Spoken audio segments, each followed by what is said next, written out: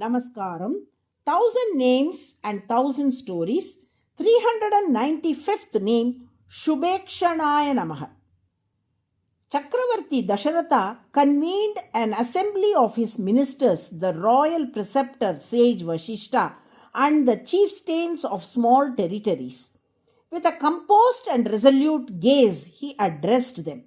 I have ruled this vast kingdom for 60,000 years, ever treading the righteous path laid down by my forefathers.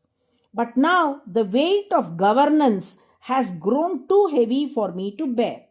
It is time to entrust this sacred duty to the next generation. I have already performed the marriage of my son Rama, the very embodiment of Lord Vishnu, with Sita, who is none other than Mahalakshmi incarnate. Now I wish to perform a grander union, a divine coronation. In this, Rama, the Lord himself, shall be wedded to Bhumi Devi, the very soul of Ayodhya, through the sacred rite of Pattabhisheka or coronation. I seek your counsel and blessings on this auspicious resolve. Upon hearing the king Dasharatha's declaration, those assembled were overwhelmed with joy and burst into spontaneous applause. Their cheers echoed in all directions, filling the royal court with a sense of celebration. With one voice, they praised Rama's noble qualities and unanimously affirmed that none but he deserved to ascend the throne of Ayodhya. There is a saying, a father should not openly praise his own son. True to this wisdom, Dasharatha did not speak at length about Rama's virtues. Instead, he sought the opinion of the assembly regarding his decision to ensure that his choice had the support of the people and his court. Moved by their heartfelt approval, Dasharatha was filled with joy and gratitude. When the ministers and the chieftains of small territories praised Lord Rama, they expressed their admiration through a shloka describing the divine beauty of his eyes. Subhrurayata tamrakshaha sakshat Vishnuriva swayam. The meaning of the shloka is, he, that is Rama, has beautiful eyebrows and large, dark, wide, long, lotus-like eyes. He appears as if Lord Vishnu himself has incarnated.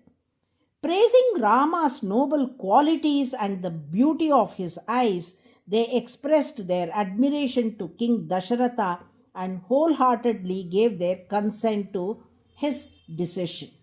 In the Ayodhya Kanta of the Valmiki Ramayana, on the day of the coronation, Queen Kaikeyi summoned Rama to her palace and instructed Sumantra to bring him there. Obedient as always, Rama accepted the command and set out in his chariot to meet her. As he passed through the streets of Ayodhya, the people stood in admiration, watching him with joy and reverence.